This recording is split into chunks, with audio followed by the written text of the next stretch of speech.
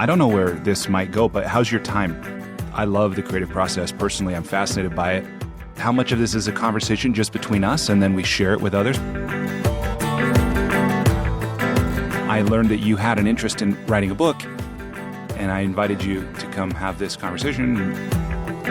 And I'll just start by saying, how about if I try this? We'll see if we use it. If I say, let's see, and I'm just thinking out loud a little here too.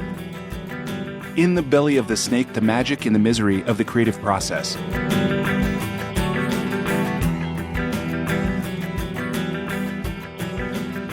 Wally, welcome to the School for Good Living. Thanks. And welcome particularly to the In the Belly of the Snake portion, where we have conversations about the magic and the misery of the creative process.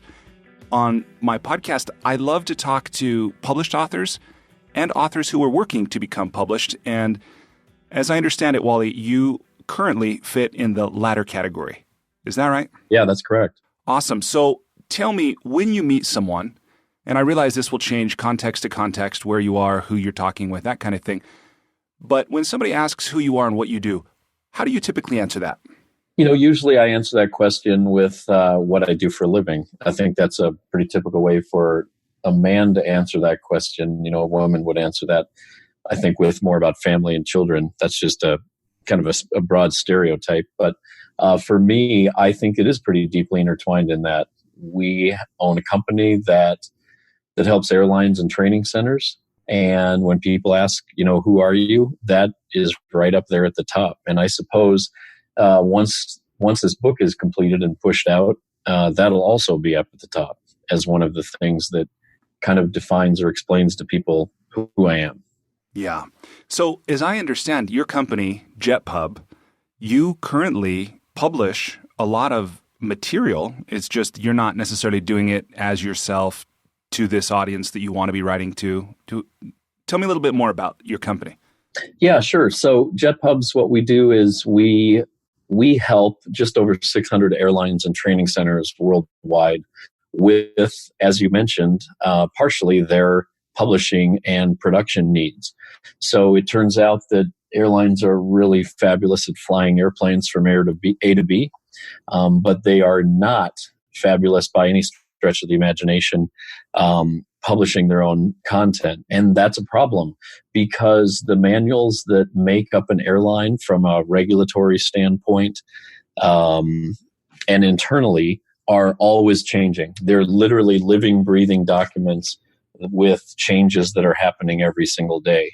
So worldwide, we've never found an airline that had a real legitimate expertise in that area. So about 75% of what our company does is we fill that void for them. So we put the power of them as the subject matter experts in their hands where it belongs. And then we do a nice, easy way to think of this is we do all the stuff that they're really bad at. So we do the revisioning and the editing and the auditing and the publishing and the distribution and all those types of things. And there's lots of companies that do some of those things. And in aviation, there's especially a lot of companies that focus on the distribution piece. But we are unique in that we have a personal relationship with each airline, and there's real people actually working on their documents in the background. So there's a lot of automation, but there's a personal service piece in there as well.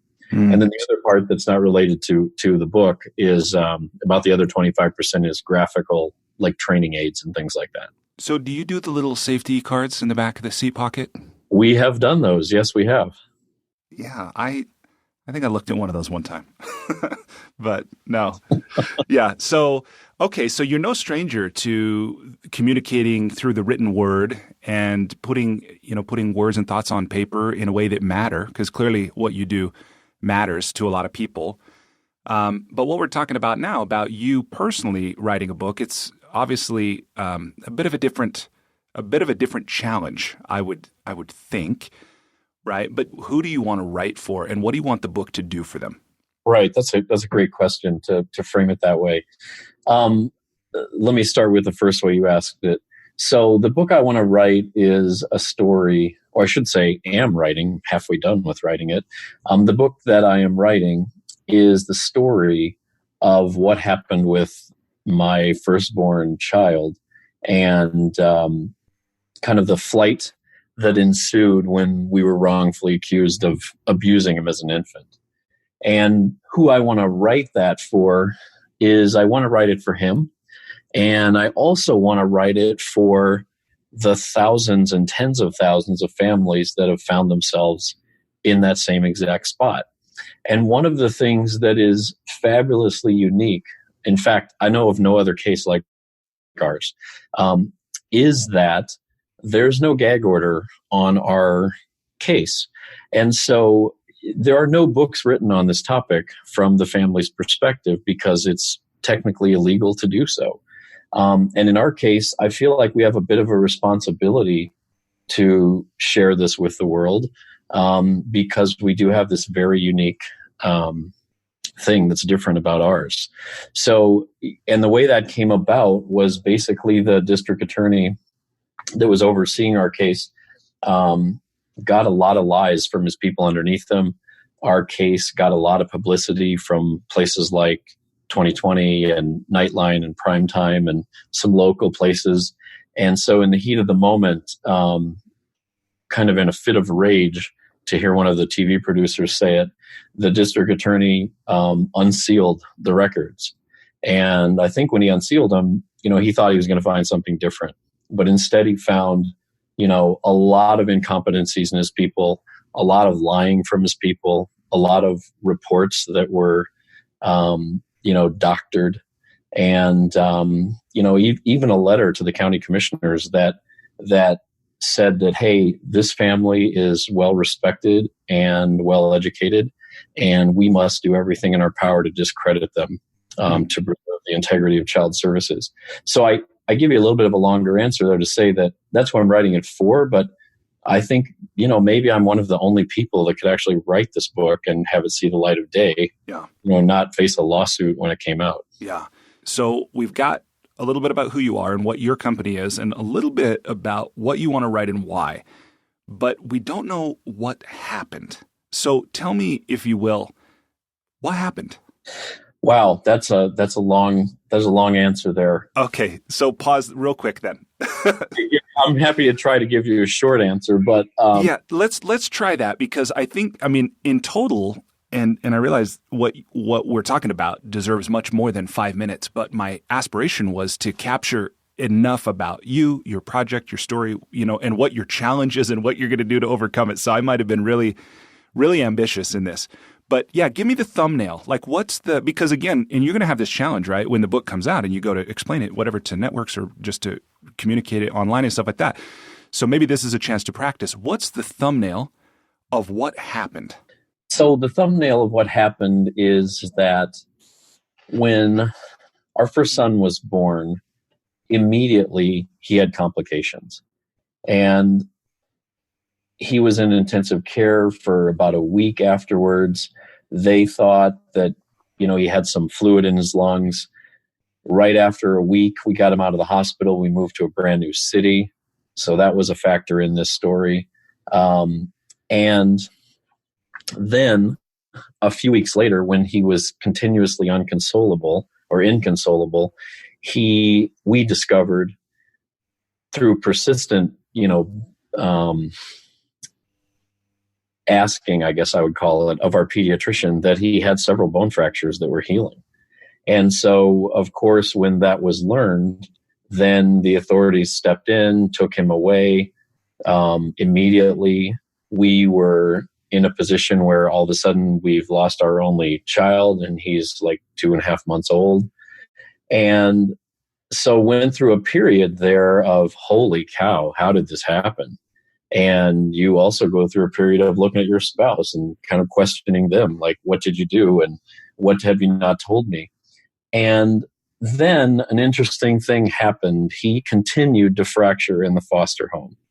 So when that happened, that was a banner day, because when that happened, I remember clearly thinking, okay, something has got to be wrong here, because it's one thing to say we're just stupid new parents and somehow we hurt this kid, but it's quite another when the injuries that we've been accused of are happening in the foster home. So logically, I was thinking there's only two options. Either we're abusive and so are the foster parents, which seemed unlikely, or something's actually wrong with him. So then an investigation started. But curiously, the county was completely disinterested in a medical explanation. It even explained away the break in foster care, even though there was incontrovertible evidence that it happened there. Wow. And so, without going too deep, there are so many stories that would blow your mind about things that actually happened.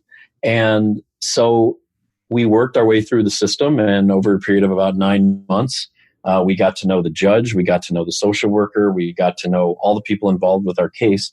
And unfortunately, right at the end, the case was about to be dismissed and we could go on our merry way.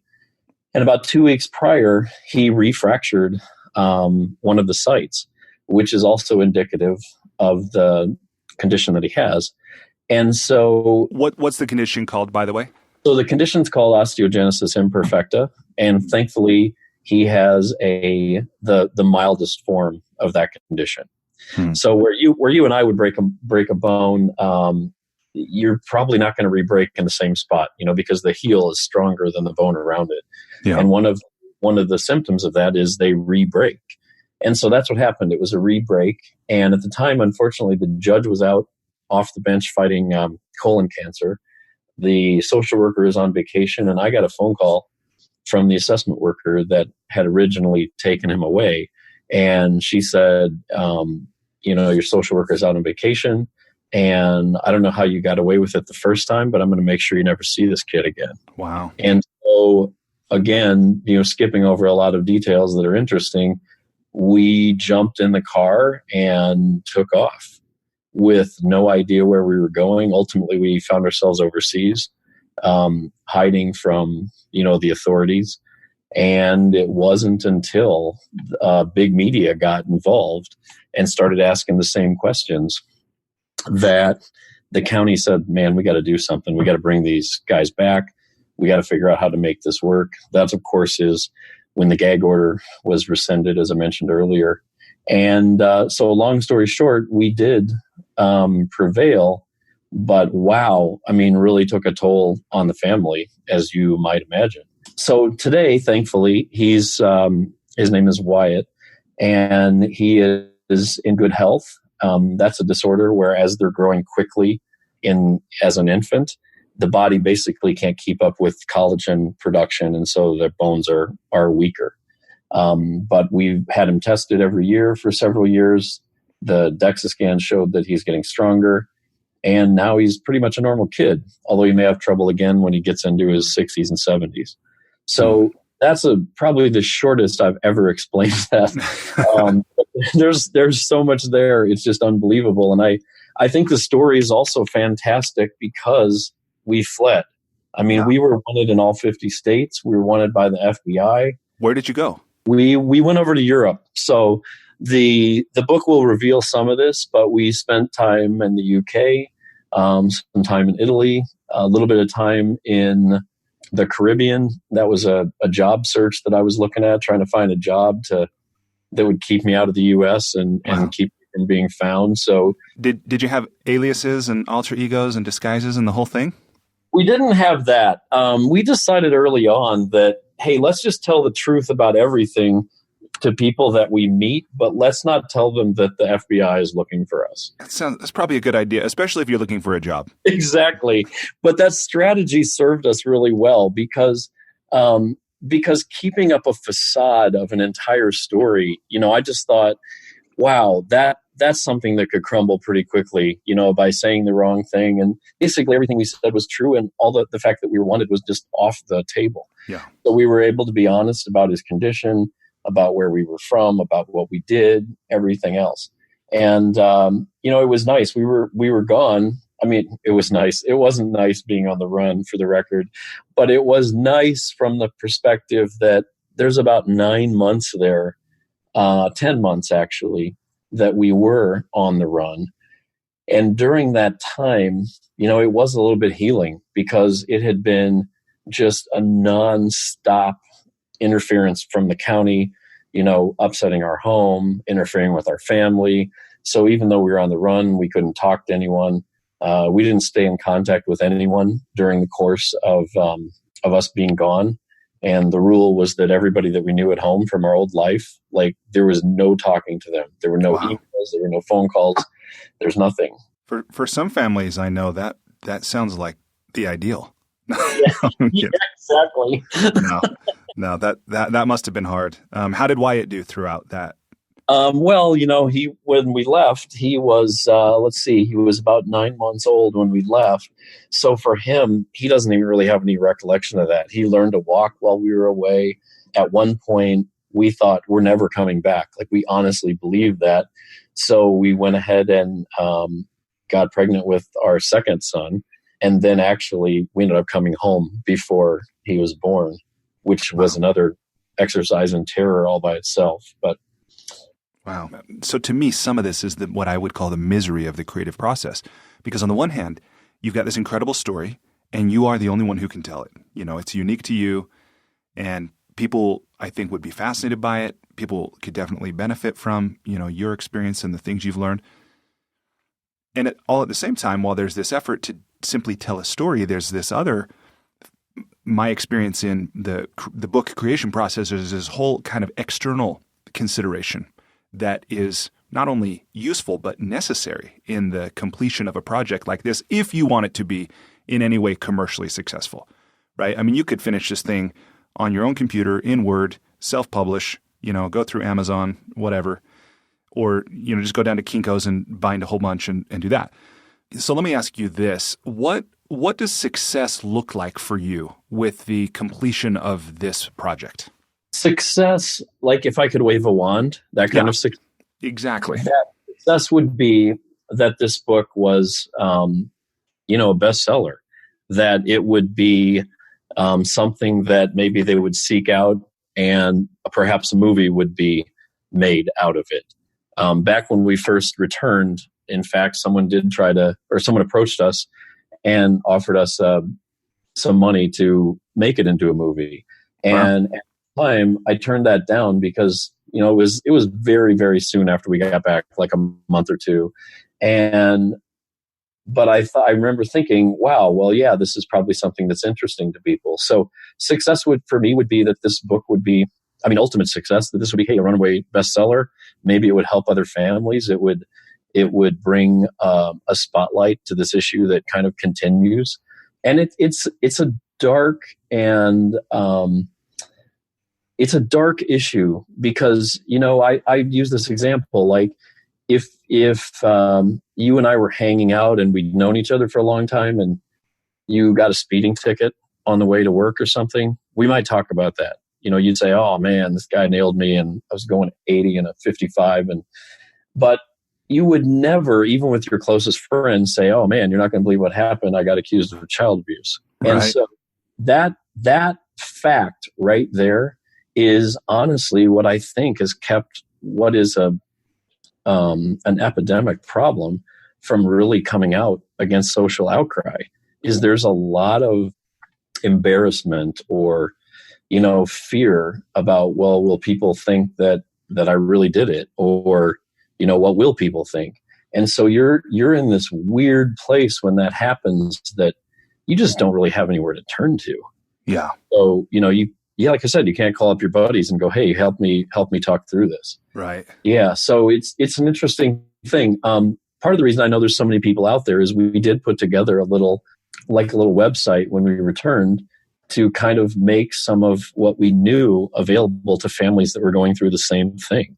So we opened this website, and in the first week, we had 3,000 families reach out and say, oh my God, this happened to me.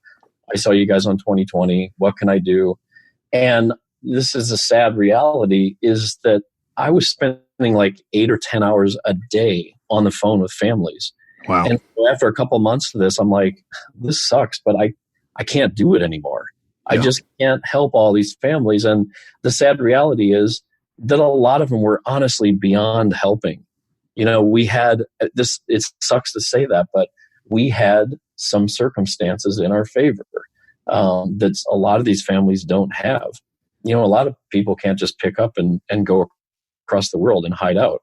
Yeah. And frankly, we couldn't really do it either. We had to do some creative bookkeeping with family and figuring out how do we keep being funded while we're away.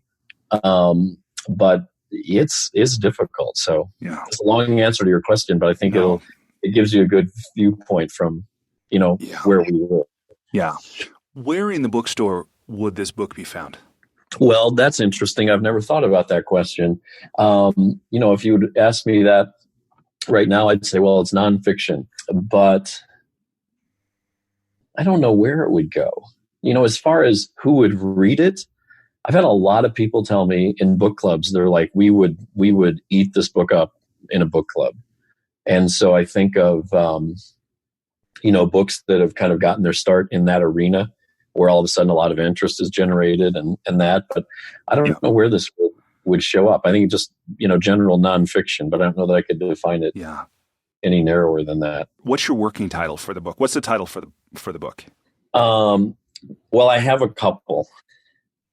I've thought of, using his name as the title. I mean, the answer is Baby Wyatt is the working title that I have, but that's not the title that is going to make it to publication. So I've thought a lot about, well, what is a title that would actually encourage people to read it or pick it up. So the title that's actually at the top of each page is Breaking Point right now. Mm-hmm. Okay. If you thought now, just spontaneously, if there were two books that this were kind of like, if you mashed them together, what would they be? Oh, let me think about that. Well, one of them would have to be some type of adventure, because there is action and there's a little bit of, drama. And yeah, I'm almost thinking like, I think it's Frank Abagnale's Catch Me If You Can. Right? Yeah, I could go it's with like that. Catch Me If You Can meets Raising Arizona or something. Yeah, there you go. That's good. I like that. Yeah. I like that. So thinking about it that way. And then let me just a couple more questions that are hopefully both useful for anybody listening and also useful for you maybe to get more clarity or definition for yourself. Like, why isn't this book done yet? Okay, why it's not finished written yet? The answer to that question is that, well, I guess I can't give you a great answer. The answer I would give normally... What would you tell Keith? That's ouch. I would tell Keith that it hasn't been a priority. Okay. Listening audience, they won't understand that answer, maybe, a lot of them. But the fact is that if we're not doing something as humans, then the sad, cold fact is that it is just not a priority, because if it was, we'd actually do it. Yeah. And so the real question there, I think, is why hasn't this book been a priority for you to finish? I've been working on it for, like 7 or 8 years. And I do have several hundred pages written. And the fact is, if I sat down today and I did nothing but work on it, probably inside of, 60 days, the book would be complete. So I think the reason why I hate to say it hasn't been a priority, because I wouldn't say that out loud before, but I think the reason why it hasn't been is because there is some doubt in my mind. I had someone tell me recently, who actually is a published author, and he used a ghostwriter, and he said, look, man, you don't need to write this book. It's not going to be successful. Like, he wasn't necessarily saying it about me. He was kind of saying in general. And I remember he made a comment, and the comment was, I said, well, I think I'm a pretty good writer, which I actually do think that. And so I said, well, I think I'm a pretty good writer. He's like, yeah, you're not. But he doesn't know. Whoa. Dude, this guy doesn't sound like the kind of friend I want to hang out with. He wasn't saying it in a negative way. He was basically saying everybody thinks they're a good writer. And the way I interpret it, at least, was that odds are that you aren't as good as you think you are. I don't think he was trying to squash me per se, but there's some of that in there. There's a doubt, like, hey, can I really do this? Well, that's totally normal, right? And somebody once pointed out to me that every human being shares the same two basic fears of I'm not enough and I'll never be loved, right? Like, but at the same time, we all think we're an above average driver or an above average lover or that we do more of the work in our relationships. So it's kind of funny how we have these distorted self-images. And a long time ago, I came to the conclusion that what matters less than whether or not what I believe is true is whether or not what I believe empowers me. That's kind of a complicated thought. That's a wordy way of saying it. But I guess where that leads me to a question for you as one who's in the middle of a 7 or 8 year project and not yet where you want it to be, haven't achieved success as you've defined it in this conversation, is who do you have to be, or who will you commit to be in order to, complete this in the way that you want to? I think the answer to that is I would have to believe that this project is worthwhile for people to read. Yeah, kind of giving me that question on the fly like that makes me consider it a little bit differently. But I think there probably is a fear of that. I think there's a fear like, okay, well, what if I publish it and no one wants to read it? Yeah. And which is a ridiculous fear, as you just pointed out, and consistent with my reasons for writing it in the first place. Honestly, if I finish the book and I publish it and one copy goes to Wyatt and he gets to read all this background about what happened and everything, that technically satisfies half of the reason that I wanted to write the book in the first place. Amazing. Well, and I think it was Vonnegut that gave the advice, write for just one person. And writing for Wyatt allows you to do that, right? So that's pretty amazing.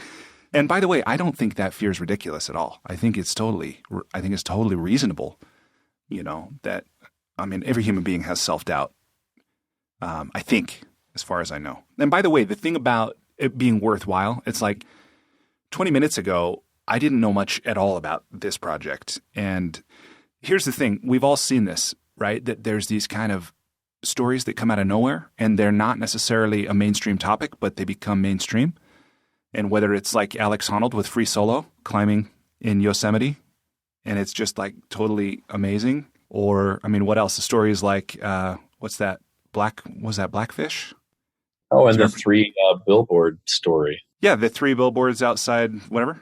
So it's like we never know, where something will go. But I think pretty much every spiritual tradition encourages to forget the fruits of your labor. I don't know if that's a useful thought, but although it can be empowering to think of what does success look like and how's the world going to be different, how's my life going to be different when we do this, and if that works for you to fuel you, by all means, use that. But if any of that ever creeps in with a shadow, like and imparts doubt into, it's not going to be worth it, then all of a sudden that's actually working against you, right? And where maybe as I won't even say labor of love, but whatever, a commitment, a pure self-expression. Right? I think about what Neil Donald Walsh said, the guy that wrote Conversations with God. I thought it was an interesting thing where, his opinion, he wrote in that book, the only reason to do anything is as an expression to the universe of who you are. And it's kind of like a high-minded concept, but I wonder, how might your approach to this project be different if you took it on as, look, I'm writing this for Wyatt, or I'm writing this because it's an expression of who I am or my deepest truth? How do you think it might be different if you were able to come at it from that perspective every time you sat down to work on it? Well, I think it would be radically different, because as we're sitting here, I'm also thinking there's also a fear, which I think this is probably the greater fear, is, well, what if I do all this work and then I can't figure out how to get it into a book? Like how to get it published, right? Dude, you just put 2 covers on it and it's a book. Yeah. So this is helpful because, saying these things out loud kind of exposes the ridiculousness of those fears, right? Well, and if it's helpful, there's always someone dumber than you that's done it with more success, right? So we know it's not about intelligence. It's not about desire. As far as I can tell, it's about willingness. Like, will you do it? Yeah, I think you're right. And so I think the answer to that question is it would have a dramatic effect. I'd actually schedule time on the calendar to work on it. And then when that time came, I'd work on it. And then lo and behold, we'd fast forward a little bit and it would be done. So I appreciate that feedback. That's helpful. Yeah. And as I'm fond of saying, I could be wrong. My opinion is worth no more than yours, but maybe it's encouraged you to think of something newly or something new or newly. Okay, so I have two last questions. One is about how will you create for yourself a way of being accountable? Well, one way to do that, there's a couple ways to do that. The easiest one, I think the most effective one for me, is just to, reach out to someone that I'm close to and ask them to hold me accountable. That technique is pretty powerful for me. So I use that every week in other areas, including at the company. So setting up some accountability where, I need to report in and say, hey, this is what I did this week. And picking a partner that will hold me to that. I mean, that's obviously a big part of it. That sounds pretty reasonable. And also just to have a mental kind of a flag in the ground. When would you like to have this? Let's pick a milestone, something specific, something concrete. And there's a lot of them, right? It could be when you've completed a book proposal, when you've completed the manuscript, when you've found, when you've got a publishing deal, when the book is in a bookstore, like there's a whole bunch. And it could be something else, of course. But what's a milestone that you would pick as a, and there is no finish line. It's kind of the illusion. Like we never really get there. You might even make the bestseller list, but then it's, well, I haven't sold as many copies or Oprah hasn't called yet or whatever, right? But what's a milestone that you would pick right now? And of course you can pick a new one anytime. But what's a milestone you would pick that would represent the success or at least trajectory along the path of success you want to achieve? That milestone for me would be walking into a bookstore and seeing that book on the shelf. Okay, that's great. That's beautiful. And by when? By when? I think realistically, holding myself accountable starting even this week to just putting in the time on a consistent basis. I think realistically that could be done by, completing the book, getting it on the bookshelf. I don't know how long that process takes. Let's just say September 1. Okay, so September 1 of 2019. Yeah, this year. Okay. And then, so here's the two last questions that I have. One is, if anybody listening to this wanted to be a part of your project in some way, they wanted to buy a copy, maybe they wanted to be an editor, they wanted to be an accountability buddy, something like that. If they wanted to connect with you, how would you like them to do that? Well, I think the easiest way to connect is just to send me a note, like an email, and and then we can explore it from there. Is there an email address you'd feel comfortable just putting out on the internet like this, or? Yeah, sure, absolutely. My email address, my personal email address, is wghines3@gmail.com. Awesome. Okay, and then the final thing, I know there's one more question in here, but I don't know what it is yet. So I'll end with this, and if it pops up, I'll ask it. But what was most useful for you here today? The most useful thing, without question, is just having you shine the light on some of the questions in a way that I was really forced, not against my will, but forced to examine what some of these reasons were. And then I was able, once I examined them, to kind of acknowledge them and say, you know what, that's kind of a ridiculous belief that I've obviously been harboring in the back of my head. So bringing some of those to light, that was really the most valuable piece. Right on. Oh, and by the way, your friend, your published author friend that said you're probably no good at writing, not as good as you think. Maybe next time you have a conversation with him, you can point out that when you look at the cover of all those books, it doesn't say best writing writer. It says best-selling author. Right. There's no correlation between the quality of what's on the page and how many freaking copies it sells. So, yeah. In fact, research shows that the majority of book purchasers only read about 18 pages of a book before they put it down. So, you could be the greatest literary champion of our century, and most people will never even know it. But on the other hand, you can sell a whole bunch of copies and not have a lot of writing skill per se. So, for what it's worth. Really focus on the first 18 pages is what I heard. Hey, Jack Canfield did that with Chicken Soup for the Soul. Yeah. He had a group of beta readers read every story, rate them on a scale of 0 to 10 in terms of what really moved them, what had emotional impact. Then he front loaded and end loaded because of the peak end theory, right? Of people remember. And so what would happen is people would find these books, start reading it, then they would rave to their friends about it, start with their book club, like you were saying, and all of a sudden they would just, that combined with a relentless sales effort. He and Mark Victor Hansen are brilliant marketers. But at any rate, you're right. There's something to be said for making sure that you're really grabbing that reader from the first sentence. So Absolutely. That's great. Okay, well, Wally, I'm glad that we made this happen. So thank you for making time for it. Absolutely. Thanks for having me. Despite living in an age where we have more comforts and conveniences than ever before, life isn't working for many people. Whether it's in the developed world, where we're dealing with depression, anxiety, addiction, divorce, jobs we hate, relationships that don't work, or people in the developing world who don't have access to clean water or sanitation or healthcare or education, or who live in conflict zones, there's a lot of people on the planet that life isn't working very well for. If you're one of those people, I invite you to connect with me at goodliving.com. I've created Life's Best Practices Breakthrough Coaching to help you navigate the transitions that we all go through.